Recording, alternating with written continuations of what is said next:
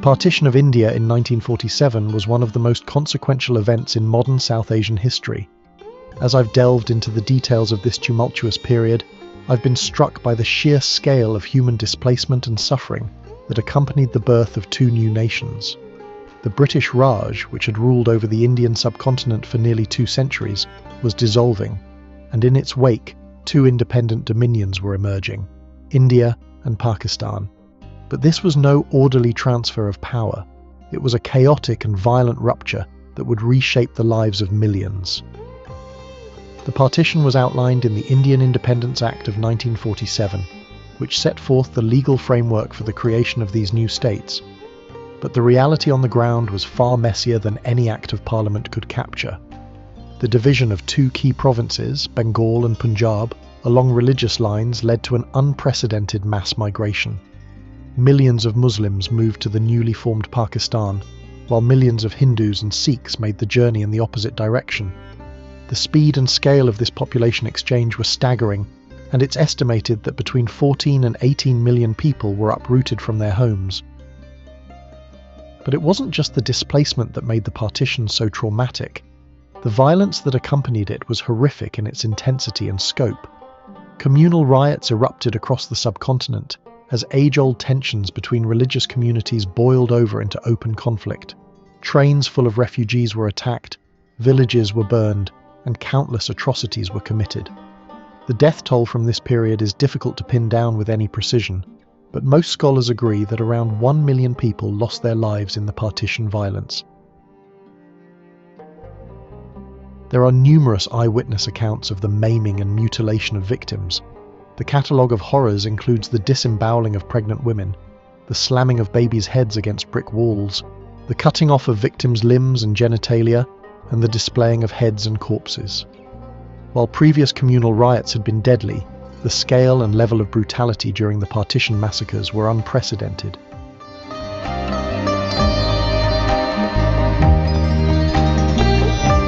The roots of partition stretch back well before 1947. In the decades leading up to independence, political and religious tensions had been steadily rising in British India. The Indian National Congress, led by figures like Mahatma Gandhi and Jawaharlal Nehru, advocated for a united, secular India. On the other hand, the All India Muslim League, under the leadership of Muhammad Ali Jinnah, increasingly pushed for the creation of a separate Muslim state.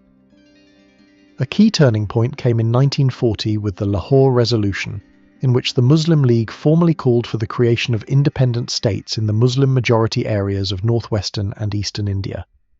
This demand was rooted in what became known as the two-nation theory, the idea that Hindus and Muslims in India constituted two distinct nations that could not coexist within a single state.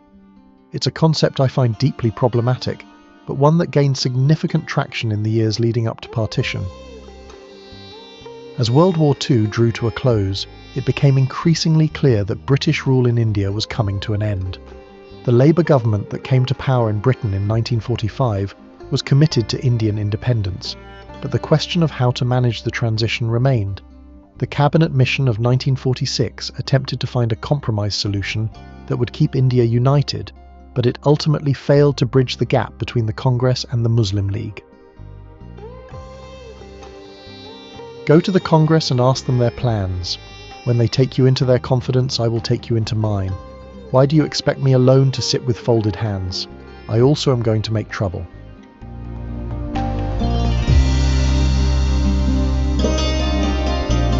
In February 1947, the British government appointed Lord Louis Mountbatten as the last Viceroy of India, tasking him with overseeing the transfer of power.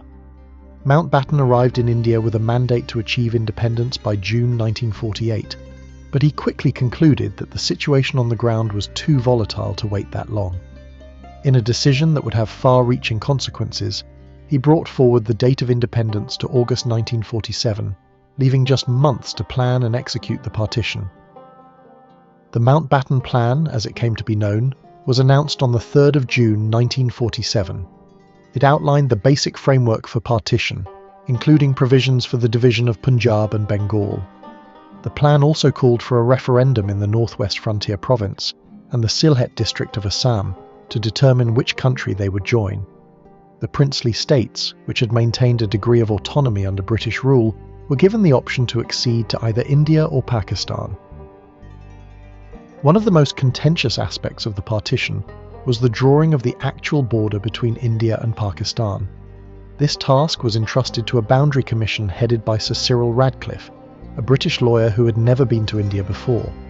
Radcliffe and his team were given just 5 weeks to determine the border that would divide millions of people.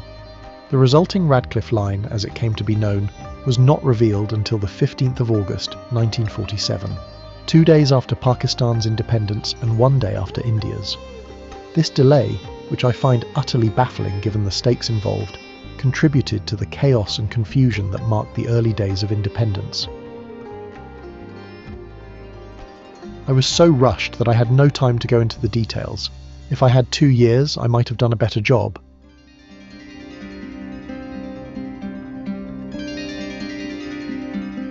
As I've studied the partition, I've been continually struck by the immense human suffering it caused.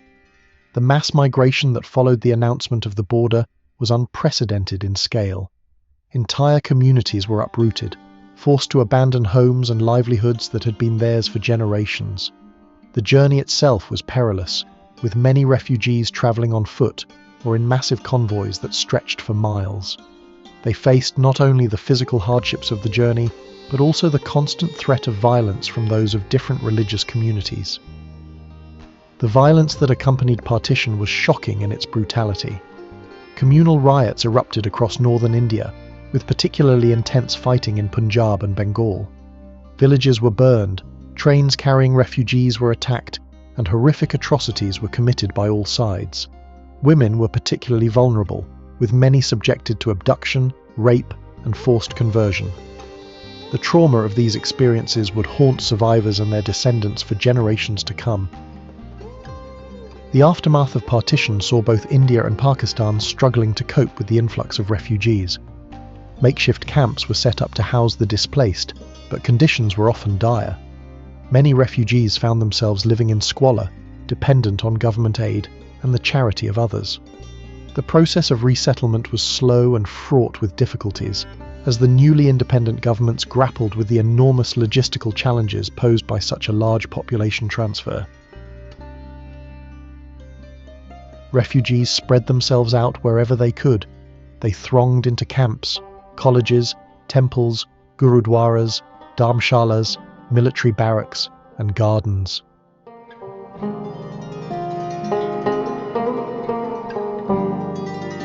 The partition of India left an indelible mark on the subcontinent, shaping the political, social, and cultural landscape of South Asia in ways that continue to reverberate today. Perhaps the most immediate and lasting consequence was the creation of enduring tensions between India and Pakistan.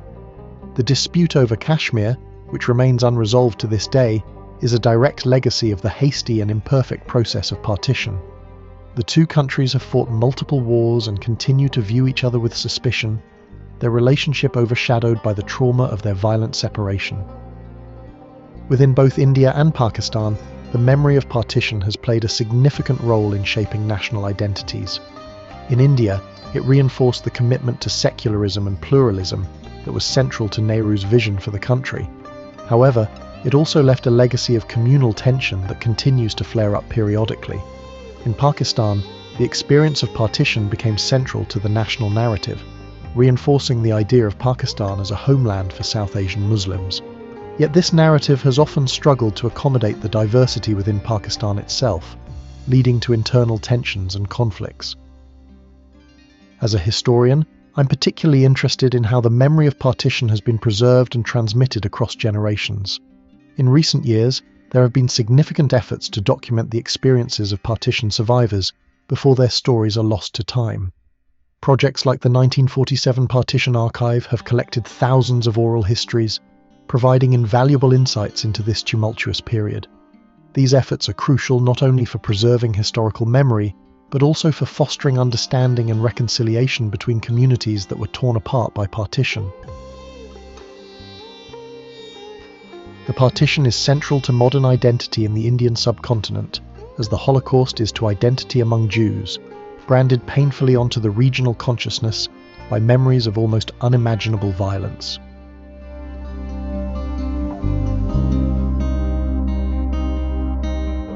As we look back on the partition of India from our vantage point in the 21st century, it's clear that its repercussions continue to shape the geopolitics of South Asia.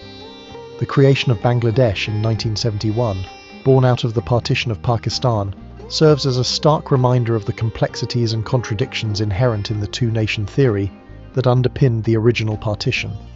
It's a testament to the enduring challenges of building cohesive national identities in a region of immense linguistic, cultural, and religious diversity. One aspect of the partition that I find particularly tragic is the way it disrupted centuries of coexistence and shared cultural traditions. The Punjab, for instance, was split down the middle, dividing a region with a distinct linguistic and cultural identity. Similarly, the partition of Bengal severed long-standing economic and cultural ties. These ruptures had profound implications for literature, music, and other forms of cultural expression in both India and Pakistan. It's only in recent years that there have been concerted efforts to reconnect these severed cultural links, though the process remains fraught with political sensitivities. As we conclude our examination of this pivotal moment in South Asian history, it's worth reflecting on the lessons it holds for us today. The partition serves as a stark warning about the dangers of communal politics and the devastating consequences that can follow when religious identity becomes the primary basis for political organization. At the same time, the resilience shown by millions of ordinary people in the face of unimaginable hardship is a testament to the human spirit. As we continue to grapple with issues of identity, nationalism, and religious coexistence in the 21st century, the partition of India remains a complex and sobering case study, rich with insights and cautionary tales. The partition of India was one of the most defining events in the history of the subcontinent. It remains a moment that lives in infamy, a testament to the horrors that can be unleashed when communal tensions are allowed to override our common humanity. Thank you for joining me on this journey through one of the most consequential events in modern South Asian history. If you found this exploration of the partition of India enlightening, please consider liking this video and subscribing to the channel.